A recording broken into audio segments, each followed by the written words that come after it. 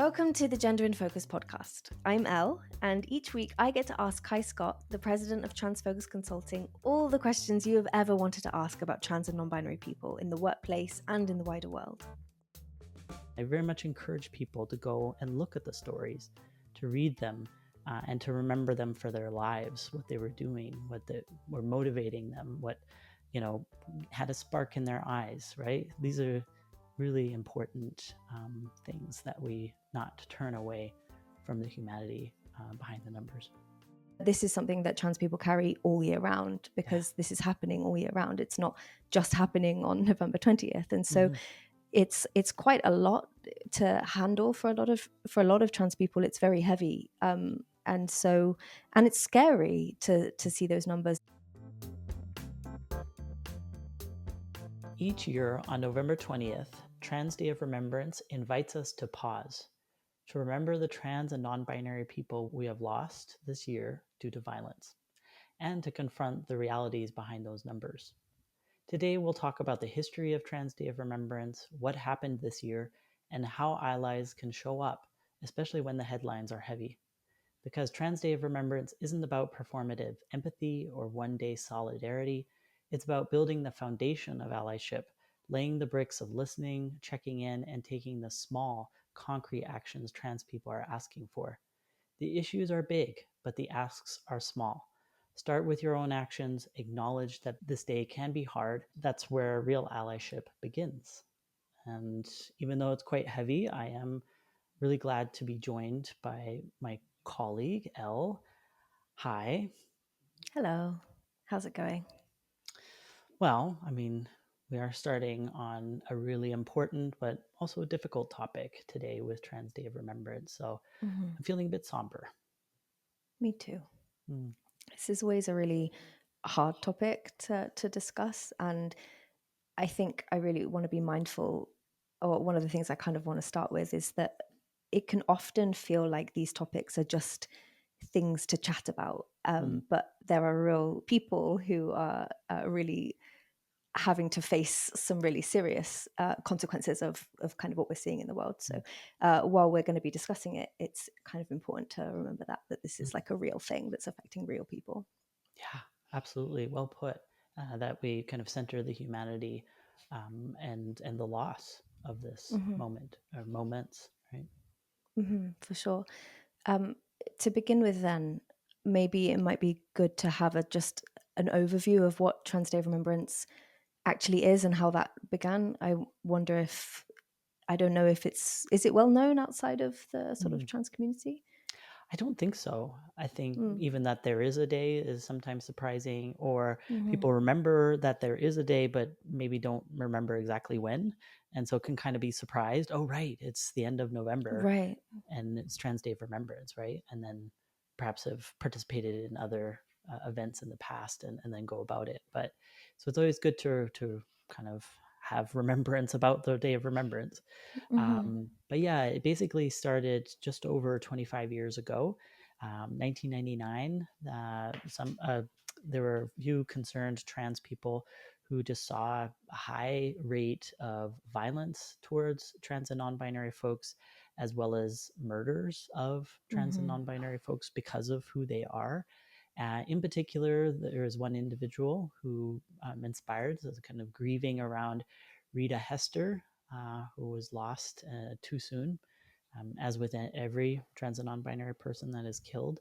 And so there was kind of a rallying of the community to try to celebrate her life and also to kind of generally raise awareness of violence and trans issue more generally, and particularly to motivate a change in society. So a better treatment of trans folks, or specific needs of trans folks. And so this is a day to establish that, so we can come together and really grieve and acknowledge that this is happening and that something needs to be done about it. It's a bit tempting sometimes to look at the violence that trans people face and think of it as a sort of primarily a US issue. Like a lot of headlines, especially at the moment, a lot of headlines are coming out about trans issues and the way that the US government are treating trans people. Mm-hmm. And it's very easy for people outside of the US to be like, wow, isn't it terrible what's going on in the US right now for trans people? Mm-hmm. And it is, but it's really important to see this as sort of zoom out a bit and see this as a pattern. And I was wondering if you could talk about that a bit. Mm. Yeah, that's such an important topic. Like you said, US, given all the things that are happening, there are big numbers. And so Mm-hmm. that can be understandably a focal point. Is like this, the volume is just staggering, and Right. people reel from that, as they should. However, then what's happening in Canada is either invisible Mm. or swept under the rug, proverbial rug, as this is not something here, or we can contrast ourselves and be like, oh, that's so awful what's happening in the US. And we are Right. nothing like that. And it's like, well, actually, we have our own things to wrestle with as well. And sometimes it's not to the level of murder, Mm-hmm. perhaps, although some years it is. Mm-hmm. And it could be other things, though, that are at play that put trans and non binary people in a precarious position to where then they take their own life, right? And so Mm-hmm. that's where there's this balance between what gets attention. And unfortunately, what's happening in Canada doesn't get either as any attention or as much attention as it needs to. So we can deal Mm-hmm. with our own stuff. For sure. So the Trans Day of Remembrance has been um, recognized for 25, is it 25 years? Is that right? Yeah, Is that what just you said? above. Yeah, just Yeah. So for the last excellent. 25 years, it's been recognized. And so I guess I sort of wanted to hone in on this year and what do we know about Mm. the sort of what's happened this year in 2025 and what trans people have faced and what do we know about the lives that have been lost in 2025. Mm-hmm. And that's a really good note that you're making in how you're asking the question, what we know, right? And I'm Mm-hmm. sure we'll talk about that. So I'll just talk about the stats that have been collected. That of what we know is community collected data. So it's not Right. officially collected in ways that we can report, like, Health Canada or whoever, right, is collecting these stats. This is community members who know of a trans and non binary friend, loved one, reporting to a website that is collecting these data. So, of those that have been collected from the community, we understand that two deaths in Canada and then 51 in the United States, which is double that of last year. So, things are escalating. Right. And another really important thing to note is that this does disproportionately impact trans women of color, particularly Black trans women, are Mm-hmm. murdered or killed in vastly just drastic numbers. So Right. there's a racial aspect to this issue as well. Um, and another key factor, without going into all of the details, just wanting to be cognizant of people who are listening or mindful of them, but typically the murders are quite gruesome. So there's like Mm-hmm. this added element to what happens to trans and non-binary folks. So uh, there is a lot there.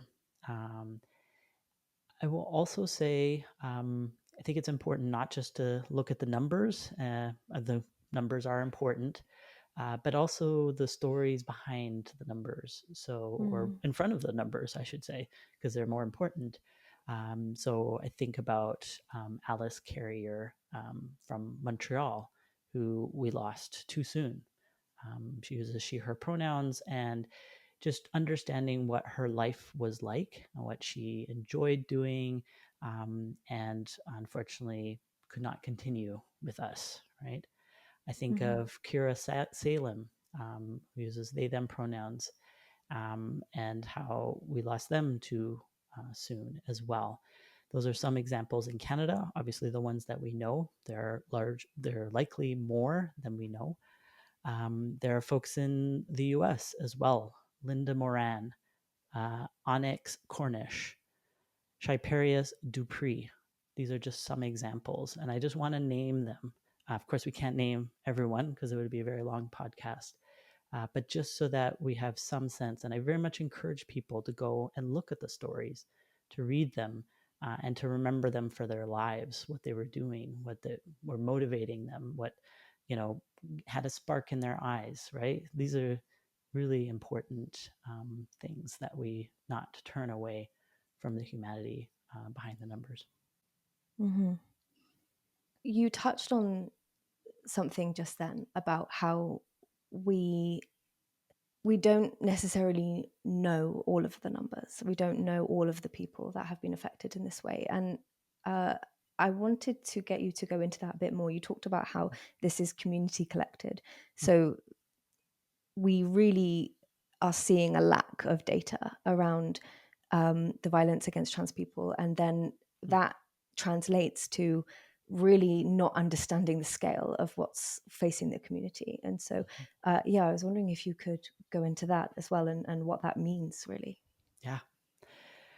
So sadly, when I say we, it's Canada, US, a whole number of countries don't collect murder rates or suicide rates in a way that we can disaggregate past the typical men women data sets. So Mm-hmm. it is collected by gender, or sometimes is, but then it's not collected by, well, non-binary folks are not included usually, number one. Mm-hmm. Number two, we're not able to disaggregate the men and women data to cis and trans, so we don't Mm-hmm. actually know, trans women, trans men, and so we're kind of left without much information besides what we collect as a community. Oftentimes, reports, official reports by police, coroners, press, even family members can misgender or misidentify Mm-hmm. somebody who is passed. And so people presume that it's a cisgender person when it's actually a trans person. And it's just because of the way that this person is described, um, usually based on anatomy, right?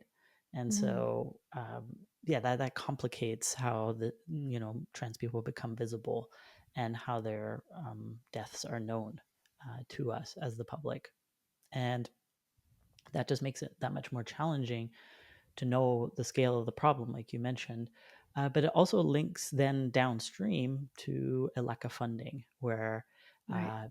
we're not funneling the money into the areas of greatest need, and unfortunately, then not tackling the pernicious problems that persist and will likely continue without somebody looking at them and addressing them. And so, unfortunately, then that kind of has that negative feedback loop, the vicious Mm-hmm. cycle that keeps us in this position. I think that's quite important, especially just for me personally this year.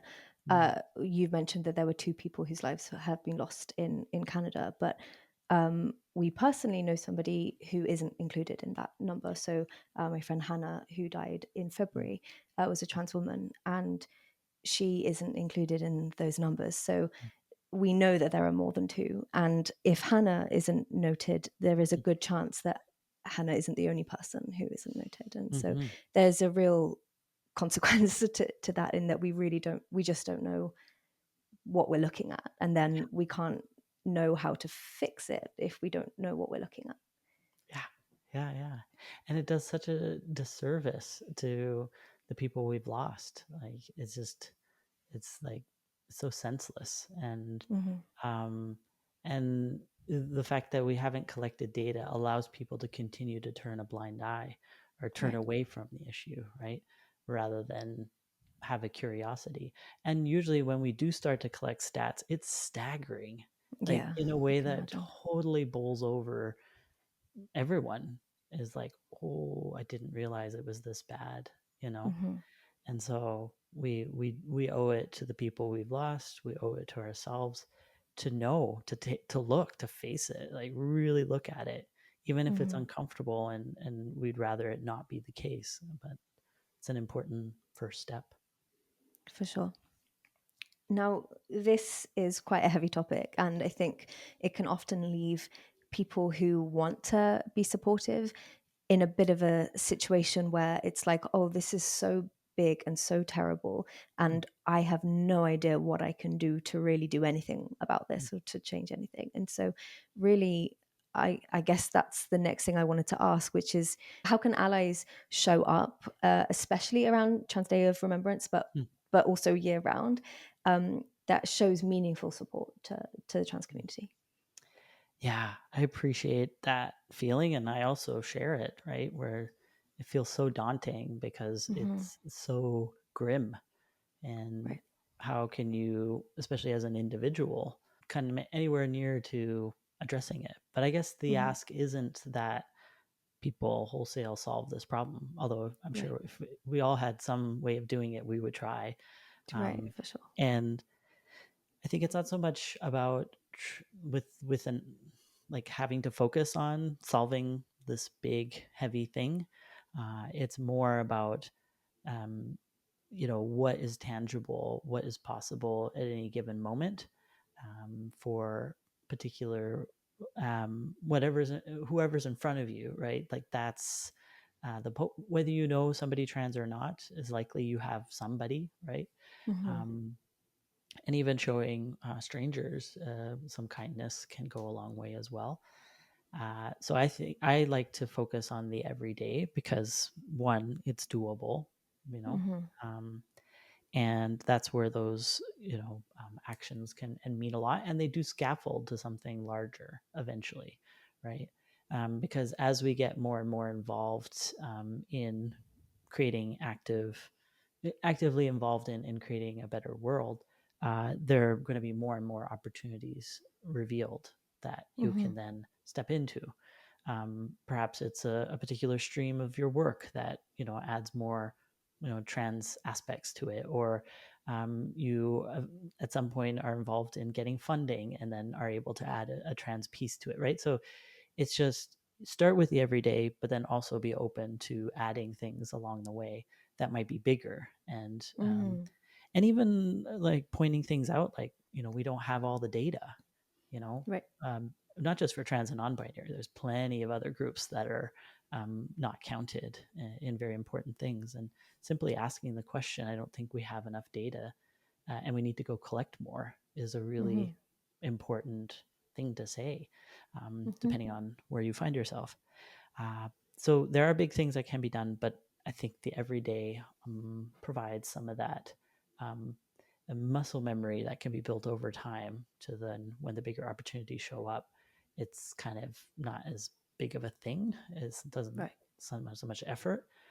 So yeah, everyday things are really important. If somebody shares they have they them pronouns and it's not familiar to you, go and practice them. Don't just assume you'll get a data download and it'll be easy. A Right. little bit of effort, is good. If somebody shares something about their own experience, whether positive or negative, related to being trans and non-binary, just listening Hmm. and actually showing that you care about what they're going through. Doesn't mean that you have to understand everything, but just try to listen and be there. um, you know if you see somebody that you didn't expect in the washroom, rather than asking questions or making a big scene of it, it's just being like, this person is in the right place, if they're using the washroom for its intended purpose, right? So these are like small examples, but they actually make a big difference for making things easier for folks who are trans and non-binary. Hmm. So at the beginning, we talked about how it can be unintentionally, I'm sure, but it can often be, or trans issues sort of more widely can come up like it's a sort of interesting topic, Mm, or it's like just a thing to discuss. And it's sort of maybe forgotten or taken for granted that these are real people with real lives and mm, real hopes and dreams that have been taken from them. And uh, how can allies kind of focus on the importance of Trans Day of Remembrance without like finding the balance? Like mhm. it's important to recognize this day and what it means, but not turning it into a sort of hot topic rather than like showing genuine solidarity. And so yeah, I imagine that there are going to be conversations in certain workplaces or amongst friends or even between cisgender people and transgender people. Like, how can people bring this up without it just being like, hey, fun fact, it's TDOR today? Like, Right. do you know what I mean? Waltzing into this really difficult topic. Right. Yeah. Or kind of adding it to a list of long things that, Mm-hmm. it's just like kind of another thing rather than really staying with the moment and absorbing it. Um, and I think it's all about how somebody brings it into the conversation, whether, sharing in a post via, Slack to be like, hey, FYI, for folks who may not know, today is, or even leading up to Trans Day of Remembrance to give people a heads up, but just letting people know what this is about and how this impacts folks, right? Another thing, too, that is often helpful is for people to realize sometimes within organizations, if they don't have a known trans or non-binary person, they can kind of presume it's like an outside of the organization thing and kind Right. of interesting but distant. And it's but that they may actually have folks who are personally impacted even if they aren't themselves trans or non-binary. An example is a family member or a partner or a grandson, like just different ways of connecting the what is happening in the organization and who it impacts to the day itself. Mm-hmm. So even allowing like an anonymous survey where people can share and then posting that, as long as you've explained that's what you're doing.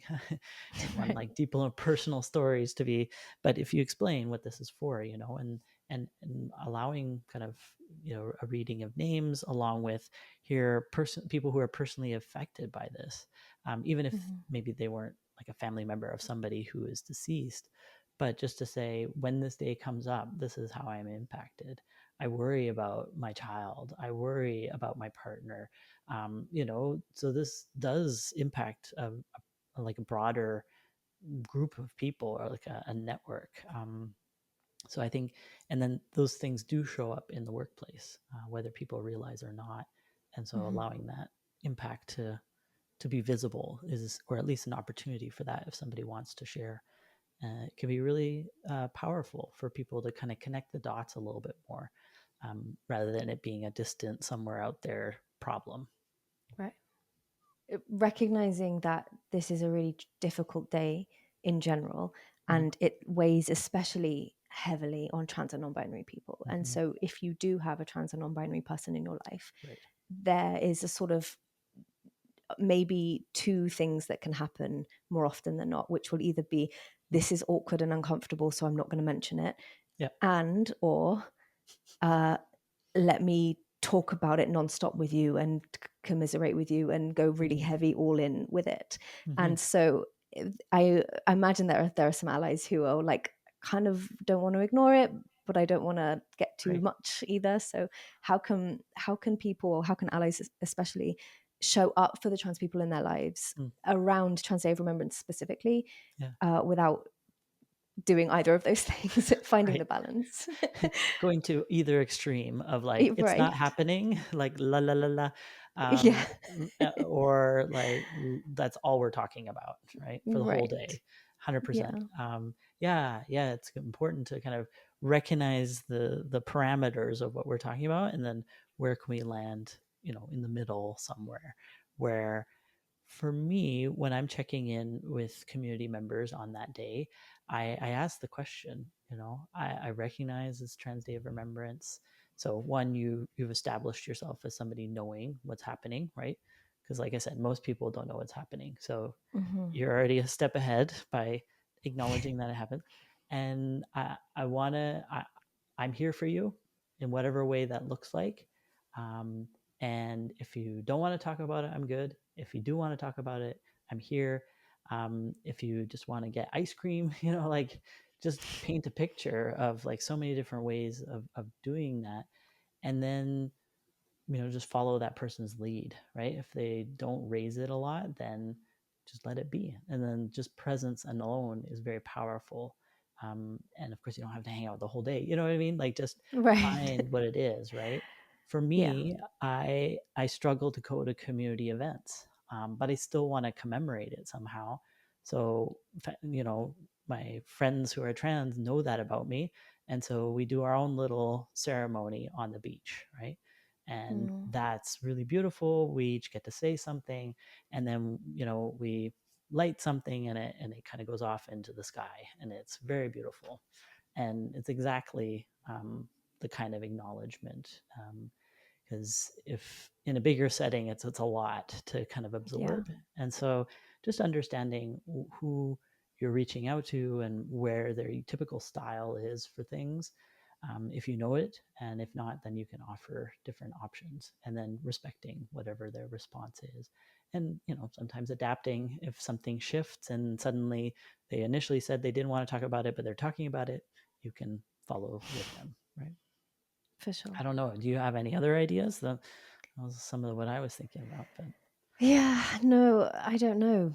I think checking in is really important, mm, but I think well, I agree with what you said, following the lead. Just like not taking it personally. If somebody yeah, doesn't want to talk about it or somebody does want to talk about it, it's actually nothing to do with you at all, whatever mm, someone's response is. It's super heavy for a lot of mm, people. And it's also like recognizing that it's heavy all the time and it's yeah, culminating on one day. But this is something that trans people carry all year round yeah, because this is happening all year round. It's not just happening on November 20th. And so mm-hmm, it's quite a lot to handle for a lot of trans people. It's very heavy, and so and it's scary to see those numbers and to see what's going on, whether it's sort of um, I don't know, nationwide or provincially, or mm, even just within your own community. It's really frightening to see the numbers and people affected. There isn't a trans person, I would imagine, that isn't even slightly affected by mm, this, mm.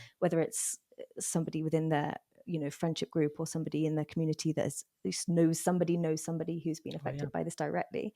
And so um, it's a heavy thing to carry. It's heavy to carry that knowledge. Also, it's heavy to just face misgendering and disrespect all year round, which a lot of people do. And then to also acknowledge the amount of violence that the trans mm, community face. It's a lot. And so mm, if people do want to talk about it or don't want to talk about it with you on November 20th, mm. it's not personal. It's just a culmination of a lot of things Yeah, ending on one day. yeah, yeah, yeah. That's what I would say. Oh, that's so important. Like the picture that you just painted, because there's a lot going on in the background, and Mm-hmm. sometimes people are able to or want to talk about it and express, and other times you just want to kind of make it through. So Mm-hmm. um, and you're right. It isn't just one day. This is like every day, pretty grim. Something that I do is on November 1st, I write all of their names down, Mm, like individually on little bits of paper. And then on the 20th, I'll like think about them. And then I'll usually like burn that like list that I've got, like as a kind of release thing. yep. And I do it by myself. It's not something that I want to do with other people generally. Mm, But it's been very heavy to notice the difference this mm, year, like the numbers. And yeah. so it's super solemn. Like it's not, yeah, it's not just one day. And so Mm, that's the only thing really that I just yeah. care about a lot. Yeah. Yeah. Yeah. Yeah. Stopping the tide. Um, Mm-hmm. the rising tide of violence. Yeah. Mm-hmm. Yeah. Yeah. And what a beautiful ceremony too. I think ceremony is so important in these types of heavier uh, realities, right? Mm-hmm. Um, and that kind of to carry them with us. Mm-hmm. Um, and you know, I know they are no longer physically with us, but they're also still with us energetically. And so to kind of you know have that pause, I think is super important. So thank you for sharing that, like how you um, Of course. acknowledge them. And you too. I like the Mm-hmm. idea of doing that on the beach. That sounds really lovely. Mm-hmm. Yeah. Is there anything else you want to say before we go on this? Yeah, I would like to encourage. I know we talked about small, everyday, and they're not even that small, but the everyday actions are really important.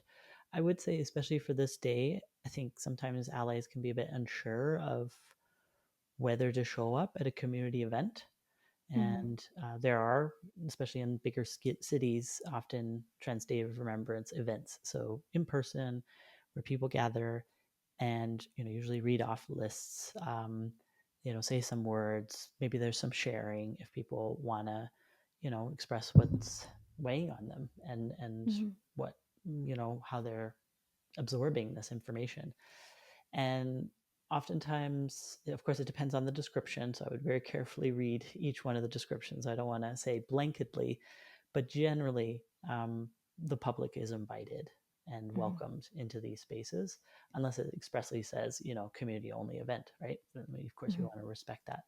But generally, I would say they are.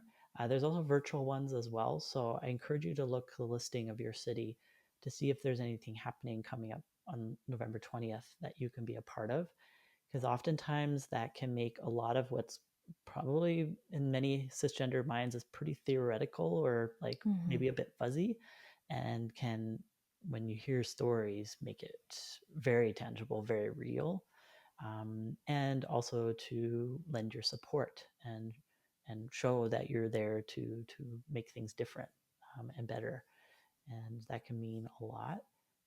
So yeah, I very much encourage participation if it's okay, by the event organizers. So that's another way to show up in a tangible way and bring other people along too. I mean, I appreciate um, maybe want to check it out yourself first or whatnot, but I think as many people as possible. I know that if people see allies show up, there is a sense of relief, because sometimes it can feel like trans and non-binary folks are on their own, Mhm. to sort things out. But if people show up, then um, it makes it that much easier. Mhm. For sure. Thank you so much, Kai. Thank you for yeah, like unpacking this heavier topic, an important one to look at directly, and very much thankful for folks who have listened to this as well. And yeah, one step at a time, and to undo, or not undo, but move past this darker period here. For sure. Goodbye for now. See you. Bye.